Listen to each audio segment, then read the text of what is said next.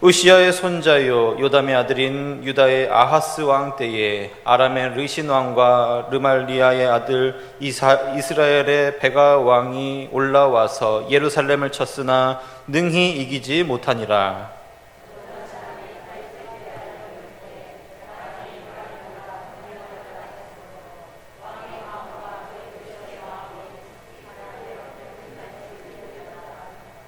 그때 여호와께서 이사야에게 이르시되 너는 내 아들 스알야습은 윗못 수도 끝 세탁제의 밭 큰 길에 나가서 아하스를 만나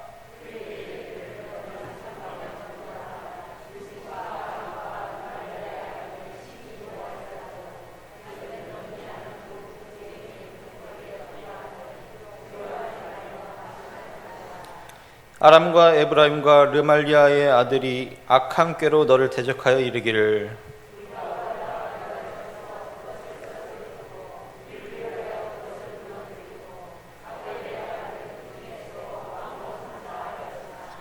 주 여호와의 말씀이 그 일은 서지 못하며 이루어지지 못하리라.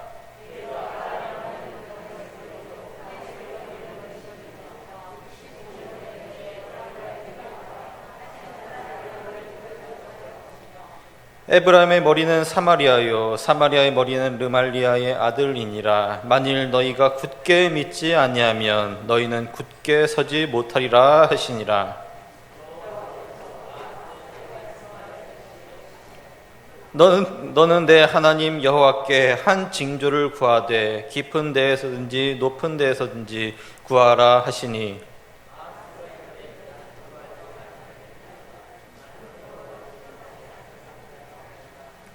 이사야가 이르되 다윗의 집이여 원하건대 들을지어다. 너희가 사람을 괴롭히고서 그것을 작은 일로 여겨 또 나의 하나님을 괴롭히려 하느냐.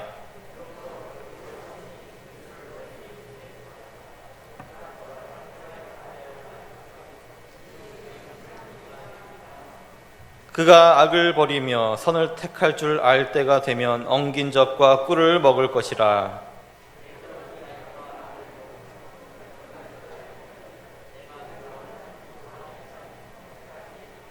함께 읽겠습니다. 여호와께서 에브라임이 유다를 떠날 때부터 당하여 보지 못한 날을 너와 내 백성과 내 아버지 집에 임하게 하시리니 곧 아수르 왕이 오는 날이니라.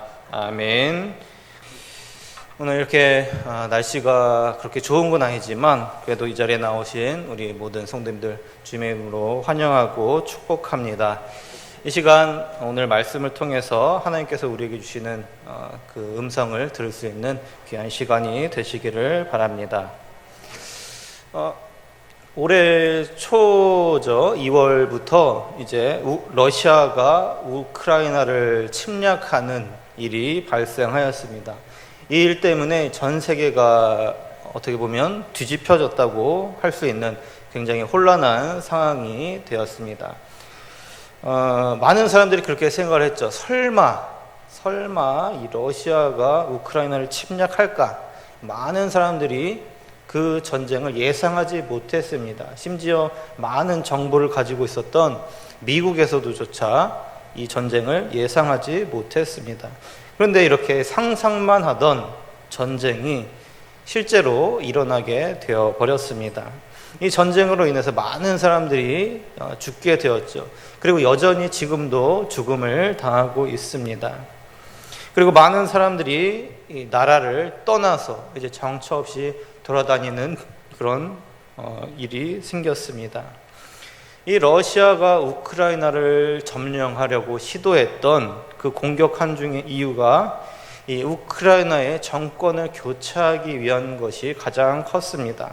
이 빠른 시간 내에 이 수도를 점령하고 그리고 러시아와 친한 정권을 세워서 이제 러시아의 뜻대로 이제 우크라이나를 좌지우지하겠다, 그런 뜻으로 이제 전쟁을 시작하였습니다.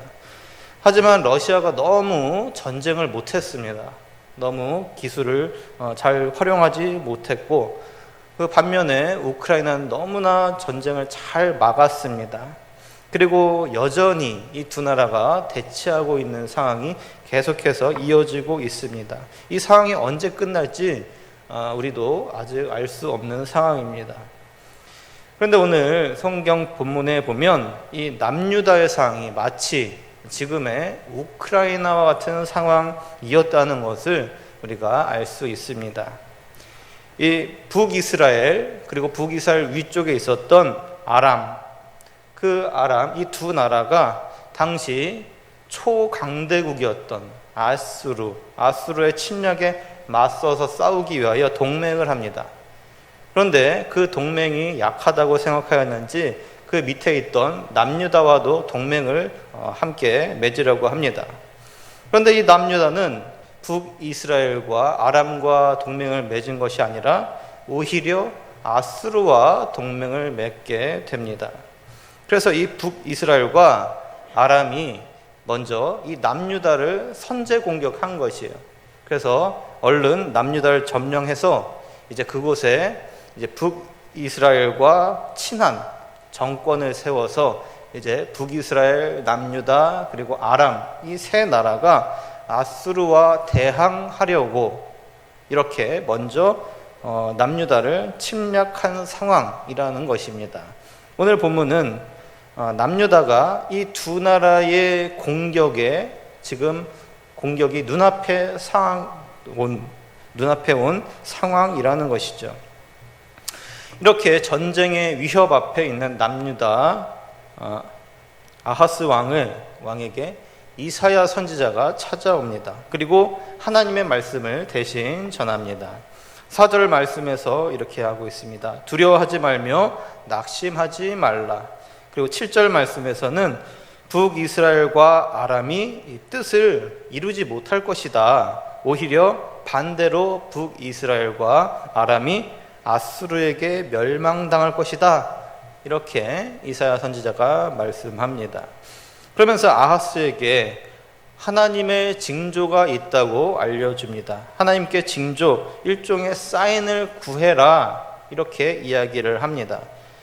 하나님께 이 아하스 왕이 하나님께 기도를 하면 하나님께서 어떤 사건을 보여주실 것인데 이 사건이 일어나면 곧 남유다가 전쟁에서 승리하게 될 것이다. 그러니 이 일이 일어나도록 하나님께 기도해봐라. 이렇게 이사야 선지자가 이야기를 한 것이죠. 이 사건을 통해서 하나님께서 너희와 항상 함께 하신다. 그런 뜻이기 때문에 아하스에게 기도하라는 것이죠. 그러니까 아하스는 하나님께 기도하고 하나님의 도우심을 기다리면 되는 상황이었다는 것이죠. 굉장히 간단한 방법입니다. 아하스가 하나님께 기도만 한 번만 하면 모든 문제가 해결될 수 있는 너무나 간단한 방법이었습니다. 하지만 아하스는 이 이사야 선지자의 요청을 거절합니다. 어찌 인간이 하나님을 시험할 수 있는가? 나는 하나님을 시험하지 않겠다. 겉으로 보면 굉장히 믿음이 좋은 것처럼 보이지만 사실은 믿음이 없기 때문에 이렇게 말을 한 것이죠. 하나님을 전혀 믿지 않았다는 것입니다. 이 아하스는 하나님을 전혀 의지하지 않았습니다. 오히려 그 이야기를 듣고 있는 그 상황에서도 나는 아수르를 의지해야 되는 거구나. 그것이 더 확실하구나. 그 마음속으로 그 결심을 확고하게 하고 있는 상태였다는 것이죠. 그리고 실제로 아수르의 편이 됩니다. 그것도 아주 철저하게 편이 됩니다. 이 아수르가 결국 북이스라엘과 아람을 이제 공격해서 땅을 모두 점령하게 됩니다. 이제 아수르 왕이 이제 그 북쪽 지역 아람 지역에 있었는데 아하스가 이 아람 지역으로 쪼르르 따라갑니다. 그리고 아수르 왕에게 온갖 뇌물을 바칩니다. 그리고 아람 땅에서 아수르 왕이 우상 숭배를 하고 있는 모습을 유심히 보고 와요. 그리고 그 우상을 섬기는 방법을 배워서 이제 남유다에서 똑같이 우상을 숭배하는 일을 저지르게 됩니다. 하나님께서 분명히 이 남유다를 지켜주시겠다 이렇게 말씀을 하셨음에도 불구하고 이 아하스는 이 하나님의 도우심을 분명하게 명백하게 거절한 것이죠. 우리가 오늘 이 본문 말씀을 통해서 우리가 알 수 있는 것이 무엇일까요? 분명한 것은 하나님께서 남유다를 이 위기에서 건져내실 계획을 이미 준비하고 계셨다는 사실입니다. 이 전쟁에서 승리하기 위해서 필요한 것이 무엇일까요? 이 나라를 다스릴 수 있는 강한 군대 그리고 지혜가 필요할 것입니다. 가장 좋은 것은 나라 군대 스스로 나라를 지켜내는 것이 가장 좋을 것입니다. 여기에다가 이제 다른 나라의 도움을 받을 수 있다면 더더욱 힘이 될 것입니다. 이렇게 아하스처럼 다른 나라 군대의 도움을 요청하는 경우가 현실에도 많이 있습니다. 당장 우리나라만 해도 미군이 우리나라에 주둔해 있기 때문에 이 북한이 쉽게 이 남한 땅으로 쳐들어오지 못하는 것과 마찬가지입니다. 우리가 실제로 그 눈으로 강한 군인들 그리고 강한 무기들을 보면 마음이 놓이는 것은 너무나 당연한 것이죠. 이번에 유럽과 미국에서 우크라이나에 너무나 많은 무기를 공급해 주었습니다. 탱크를 잡을 수 있는 무기부터 시작해서 전투기를 잡는 무기까지 많은 무기를 주었기 때문에 이 우크라이나가 이제 러시아의 그 많은 탱크들 그리고 전투기들을 이제 효율적으로 막을 수 있었습니다. 이렇게 우리 눈에 보이는 이 무기들은 우리에게 너무나 큰 위로와 위안을 주고 있습니다. 아하스도 역시 마찬가지였을 겁니다. 아하스도 마찬가지로 아수르 군대가 가지고 있는 그 강한 군대, 강력한 무기, 이것들이 너무나 든든했을 것입니다. 마음으로 당연히 의지를 했을 것이죠. 어쩌면 아하스가 이렇게 강한 군대를 가진 아수르를 의지하는 것이 어떻게 보면 세상적인 관점에서 보면 너무나 당연한, 너무나 합리적인 관점이라고 할 수 있다는 것입니다. 이런 상황에서 하나님께서 아하스에게 원하시는 것은 무엇입니까? 눈에 보이지 않지만 손으로 만질 수 없지만 그럼에도 불구하고 우리와 항상 함께 하시고 우리를 눈동자같이 지키시는 그 하나님을 믿고 신뢰하는 것입니다. 이 아하스의 눈에 보이는 것이 전부가 아니라는 것을 아하스가 몰랐다는 것이죠. 우리가 하나님을 눈으로 볼 수 있는 능력이 없기 때문에 하나님께서 우리를 위하여 도우시는 그 도우심 역시 눈으로 볼 수 없었다는 것입니다. 하지만 하나님은 이 남유다를 지켜주시기 위해서, 구원하여 주시기 위하여 이미 모든 준비를 마친 상태였습니다. 그리고 하나님께서 상징까지 준비하고 계셨죠. 그것이 바로 14절 말씀입니다. 처녀가 잉태하여 아들을 낳을 것이다. 하나님께서 우리와 함께 하신다는 이 사실을 보여주는 이 징조를 하나님께서 준비하고 계셨다는 것이죠. 이런 일이 일어나면 북이스라엘과 아람 이 두 왕이 분명하게 심판당할 것이다, 이렇게 말씀하고 있습니다. 그렇기 때문에 이 아하스 왕이 해야 하는 것, 아하스 왕이 선택해야 되는 것, 이것은 4절 후반절 말씀처럼 마음을 잘 지켜내는 것, 그리고 조용히 하는 것, 두려워하지 않는 것, 심중에 떨지 않는 것. 이 아하스가 이것만 잘하면 나머지는 하나님께서 알아서 해주시겠다 약속하신 것입니다.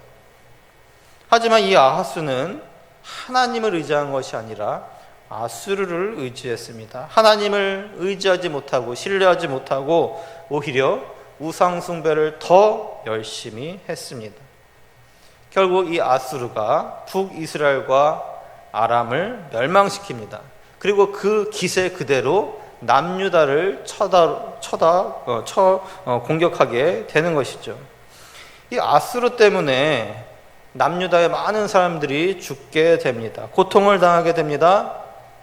아수르가 분명히 도와줄 것이다, 이렇게 생각을 했는데 결국 아수르의 입장에서는 남유다 역시 점령의 대상일 뿐이라는 것이죠. 우리도 인생을 살다 보면 이런 일을 당할 수 있습니다. 생각하지도 못했던 일을 우리가 당할 수 있다는 것이죠. 우리가 누군가 때문에 억울하게 고통을 당할 수도 있습니다. 누군가에게 생각하지도 못했던 피해를 당할 수 있습니다. 누군가에게 도움을 요청했는데 그 사람이 오히려 나를 사기치는 경우도 있다는 것입니다. 그만큼 우리가 살고 있는 이 세상 자체가 불완전하고 너무나 죄로 가득한 곳, 그 죄 한복판 가운데서 우리가 살고 있다는 것이죠. 그렇다면 우리가 오늘 본문 말씀을 통해서 이 인생의 위기 앞에서 우리가 무엇을 어떻게 해야 할까요? 우리가 믿어야 할 것이 있습니다. 하나님께서 이미 우리의 위기를 아시고 구원하실 계획을 이미 전부터 계획하고 계시다는 이 사실을 믿으시기 바랍니다.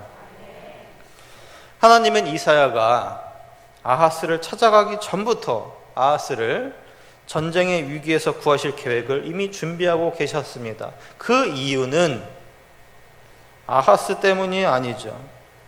하나님께서 다윗과 하셨던 약속 때문입니다. 다윗 때문에 아하스를 구원해 주셨다는 것이죠.